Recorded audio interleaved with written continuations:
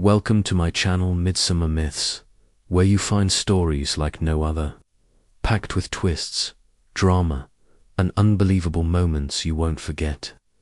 What would you do if a single choice could end your career, or change your country's history?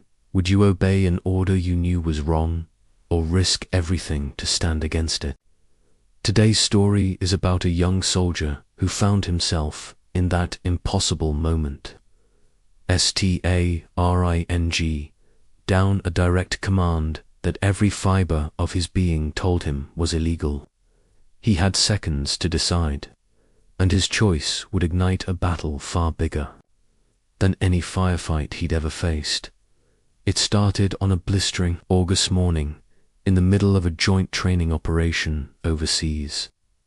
Specialist Daniel Keaton, 25 years old, Army infantry, was stationed with his unit in an allied country when the order came down. At first, it sounded like just another routine mission briefing, but the details made his stomach turn. They were told to seize property from local civilians, detain anyone in their way, and destroy certain structures, all without official warrants, all outside the rules of engagement. Keaton wasn't green. He'd seen combat. He'd followed orders through chaos and fire, but this was different. The Geneva Conventions were drilled into his head since basic training, and he knew this went against everything he'd sworn to uphold. Around him, some soldiers exchanged uneasy glances, others kept their eyes down. The captain's voice was sharp, leaving no room for questions. "Execute the mission as stated," the captain barked. "This comes from high up. Don't think. Just move." Keaton's heart pounded. His mind replayed the oath he took the day he enlisted, to support and defend the Constitution of the United States against all enemies, foreign and domestic. He knew what that meant. Following orders was the backbone of military discipline, but obeying unlawful orders made you part of the crime. The weight of the moment crushed him. His battle buddy, Corporal Jenkins, whispered, "Dan, don't do this. You'll ruin your career." But Keaton's gut told him the opposite. If he went through with it, he'd be ruining something much bigger. Still, refusing a direct order in the army isn't a small matter. It's the kind of thing that can get you court-martialed, imprisoned, stripped of your rank, and blacklisted for life. And this wasn't just some supply run. They were geared up, ready to move, eyes on him for any hesitation. As the convoy engines roared to life, the captain called out, "Specialist Keaton, your point, man. Move out." The world seemed to slow down. Dust swirled in the air. His finger brushed the trigger guard of his rifle, and he said the words that froze the entire platoon. "Sir, I refuse this order." You could hear a pin drop in that split second. He wasn't just disobeying, he was challenging the chain of command.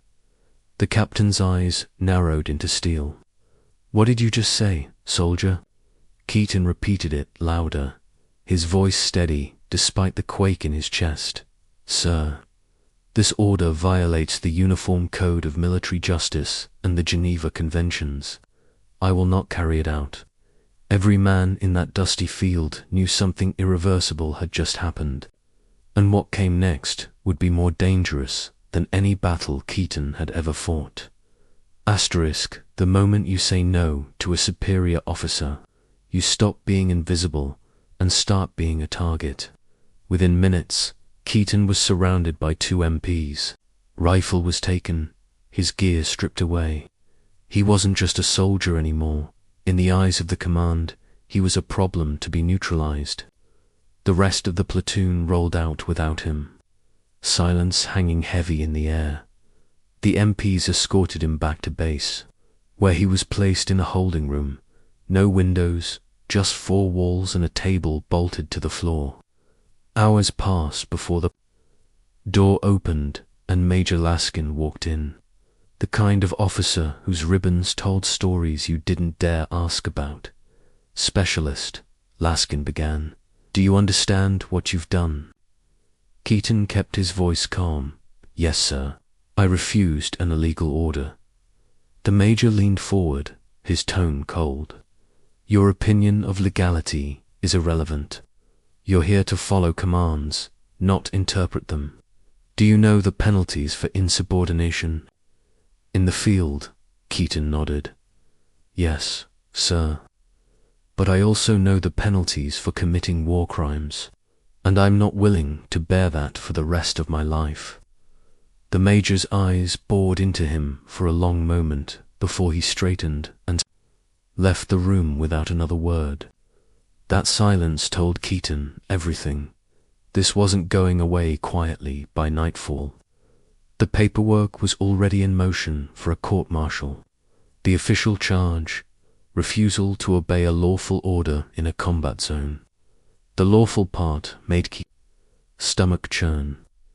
He knew the law was on his side if he could prove it. But the military isn't a courtroom drama where truth always wins. Here, rank and politics often outweigh morality. The next morning, he got his first taste of the backlash. Soldiers he'd served with for years avoided his gaze. Some whispered behind his back. Others outright told him he'd just thrown away his life. Only Jenkins stopped by to quietly slide him a protein bar and mutter, "You did the right thing, man. Just be careful." Keaton didn't sleep that night. He sat on the thin cot, going over every word of the Uniform Code of Military Justice, highlighting the clauses on unlawful orders. He wrote down everything: dates, names, exact phrasing of commands, knowing that memory fades under pressure, but records endure. The real turning point came 2 days later, when a JAG lawyer walked into his holding area. Lieutenant Ramirez was young but sharpered, carrying a thick folder. "Specialist Keaton," she asked, "I'm your counsel. I've reviewed your statement, and you might have just blown the lid off something bigger than both of us." Ramirez leaned in, voice low. "You're not the only one who's refused this exact order. There's a pattern here, and if we can prove it, we're talking about a case that could change military law." That was the first flicker of hope Keaton felt since the convoy left without him. But hope comes with a price, and the people who wanted him silenced weren't done yet. Asterisk, if you think refusing an order is the hard part, wait until the people who gave it start fighting to bury you. Lieutenant Ramirez wasted no time. She requested every scrap of documentation from the mission orders, radio logs, and after-action reports. But when she went to retrieve them from the operations clerk, she was told they'd been misplaced. That word, misplaced, sent a chill down Keaton's spine. In the military, nothing important is ever misplaced. It's either filed or it's destroyed. Still, Ramirez was sharp. She pulled from other angles, eyewitness statements, from soldiers who'd been uneasy about the mission, local reports from civilians in the area, even drone footage from the training exercise. And slowly, a picture started forming. This wasn't just about one bad order. For months, certain operations had been pushing the boundaries of legality, crossing lines that international agreements clearly forbade. Most soldiers obeyed, some out of fear, some out of loyalty, some just wanting to finish their deployment and go home. But a few had refused. The difference was, those few were usually dealt with quietly now. Keaton was different. He hadn't just refused, he'd done it in front of the entire platoon, calling out the legality of the mission in the open. That made him dangerous to those in charge. If his case went public, it could unravel the careers of officers far above his captain's pay grade. The pressure mounted. Keaton's mail was delayed. His access to phone calls home was restricted due to security. And one evening, while returning from the mess hall, he found his cot slashed open and his personal effects dumped on the floor. It was a clear message: shut up or else. But Keaton wasn't built to shut up. Ramirez filed a formal motion to have the charges against him dropped under Article 92 of the UCMJ, which states that no soldier is obligated to follow unlawful orders.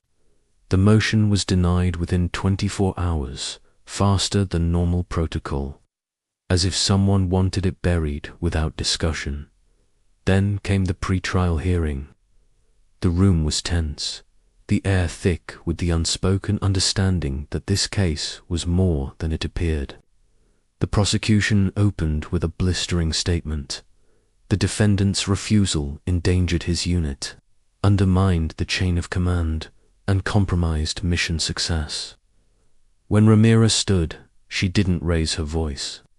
She simply laid out the law. Ladies and gentlemen, a soldier's duty is to obey lawful orders. An illegal order, no matter who gives it, carries no obligation. My client acted in accordance with his oath, the UCMJ, and the Geneva Conventions. She then dropped her first piece of evidence, a signed memo from a higher-up officer, explicitly stating that collateral civilian losses were acceptable in the mission's objectives. The room went still. The prosecution tried to object, but the judge allowed it. Keaton realized then that Ramirez wasn't just defending him, she was building a case that could expose the entire operation. But exposing it would mean going up against some of the most powerful people in the military chain, and those people weren't going to go down quietly. The trial date was set for the following month.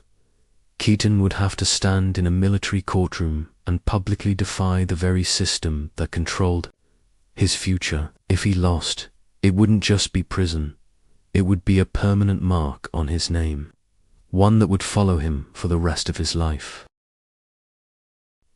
Some battles are fought with rifles, others are fought with truth, and both can get you killed. The trial began in a packed military courtroom. Rows of uniforms filled the benches, and at the back, a few reporters from military watchdog outlets had managed to get access. Keaton could feel the weight of every eye on him. This wasn't just about his career anymore. It was about whether soldiers across the country had the right to say no when they were ordered to break the law. The prosecution came out swinging, painting Keaton as a liability, a soldier whose idealism endangered lives.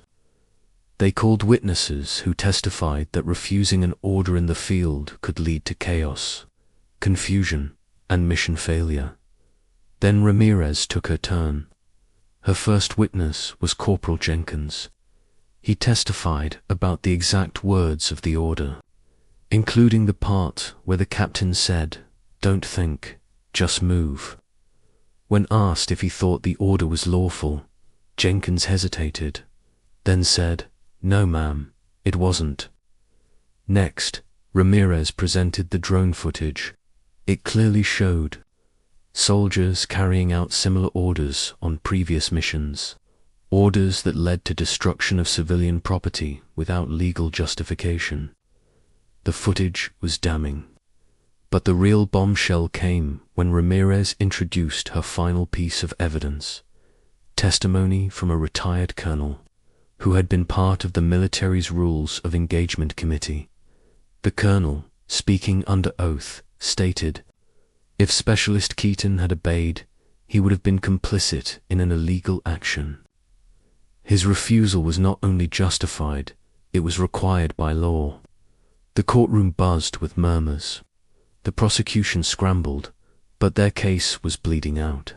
The judge called for a recess, and Keaton could see the storm brewing in the faces of certain high-ranking officers watching from the gallery. That night, Ramirez warned him, "If we win tomorrow, your name's going in the history books, but so will your face." And the people who don't like what you've done, they won't just go away. Keaton didn't sleep. He lay awake, thinking of the oath he'd taken, of the friends who'd already paid the price for doing the right thing, of the civilians whose homes and lives might be spared if this case set a precedent. When court resumed the next morning, the judge delivered his verdict. The court finds Specialist Daniel Keaton not guilty of refusing a lawful order, as the order in question was unlawful. Furthermore, this court recognizes the obligation of all military personnel to refuse unlawful orders in accordance with the UCMJ and international law. The decision hit like a shockwave. Keaton's hands trembled as he realized he was free, but in the faces of some officers he saw no relief, only cold calculation. This wasn't over. Winning the verdict was just the first victory. The real war was still ahead. Keaton returned to his unit, but it wasn't the same. Some soldiers shook his hand, calling him a hero. Others looked at him like he was radioactive. Word spread fast through the military grapevine, and within weeks, the case had been picked up by national news. The Department of Defense announced a review of the rules of engagement for overseas operations. Lawmakers started asking questions. The story became a rallying point for veteran advocacy groups, who argued that the case proved the need for stronger whistleblower protections in the armed forces. But with the spotlight came shadows. Keaton received anonymous letters, some praising him, others warning him to watch his back. On one occasion, his car's tires were slashed while parked on base. Ramirez urged him to request a transfer for his own safety. Then came the moment he never expected. A letter arrived, stamped with the seal of the Secretary of the Army. Inside, it stated that due to his actions, a new directive was being added to the Army's operational guidelines. Any order potentially violating the UCMJ or international law must be immediately reviewed by legal counsel before execution. It wasn't just a win, it was change written into policy. His case had officially shifted military law. Keaton stood in his small barracks room, holding the letter, feeling the weight of it. He thought back to that dusty field, to the sound of convoy engines and the captain's voice ordering him forward. One decision, one refusal, had set all of this in motion. Was it worth it? The lost friendships, the constant vigilance, the target on his back. He didn't have an easy answer, but he knew this much. He could look in the mirror without flinching. Months later, he left active duty, carrying with him not just his service record, but a piece of history. He took a quiet civilian job, but every so often, he'd get a letter or an email from a soldier he'd never met, thanking him for giving them the courage to speak up. The world would move on, but somewhere in the fine print of military regulations, his defiance lived on. And for Keaton, that was enough. How did you like this story? Let me know in the comments below. And don't forget to like this video and subscribe for more incredible stories from Midsummer Myths.